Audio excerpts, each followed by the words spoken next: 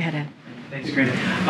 So the Department of Energy has finalized a rule for energy savings standards on appliances like refrigerators, washing machines, wine beverage chillers, freezers, clothes dryers, dishwashers, electric gas, and stovetops. So is our kitchen one of the root causes that's killing the environment?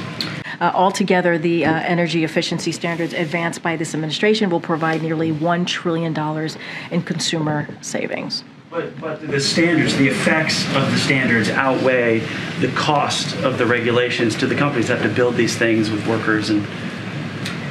Do the effects to the environment? Do the effects to the environment outweigh the added costs of the regulations for new manufacturing plants to be built, changing standards, redesigning equipment, that kind of thing? So look, we're talking about making sure that these products are efficient. One other big benefit, as I just laid out, is making sure that we're saving Americans money. I think that's important.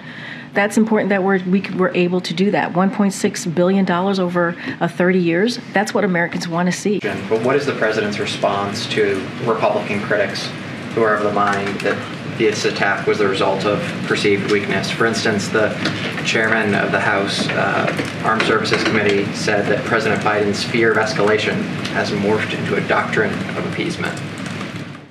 They can speak for themselves. That's obviously not the way we see this. We have held Iran accountable, as I've said, through various means and methods. We will continue to do that. We'll continue to act to defend our troops and our facilities and the missions and our national security interests. This deal is angering immigration advocates. What's being negotiated does not include anything to address the root problems of migration, and it has nothing included to provide a pathway to citizenship for drinkers, which is something that President Biden called for legislation he proposed on his first day. So why is the president okay with this? So we don't even have the text yet to what's being, what the bipartisan agreement is going to be, right? So I don't want to. Immigration advocates slam what's being proposed as callous, as unworkable. So how does the president respond to the message from some people that he's going back on his campaign promise? I understand. What I'm saying to you is that let's see what the Senate bipartisan agreement is. Let's let them put out the text, and then we can have that discussion on whatever it is that they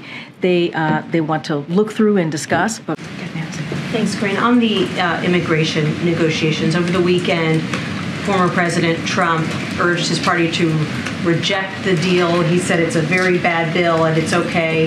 He said, please blame it on me. I wonder if I can get your reaction to that. So what I will say is this. You've heard the president. You've heard the president loud and clear. Congress needs to act. They must act.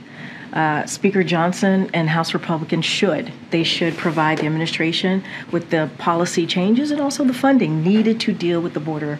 And so if Republicans are serious, if they are serious about addressing the situation at the border, if they are serious about addressing the security at the border. Why do you believe Republicans haven't gotten on board? That's for a speaker. That's for the speaker to speak to. He's been very vocal about this. The speaker seems to want to make this a political football, right? It's like a hot potato. They don't want to hold on to it. But this is exactly what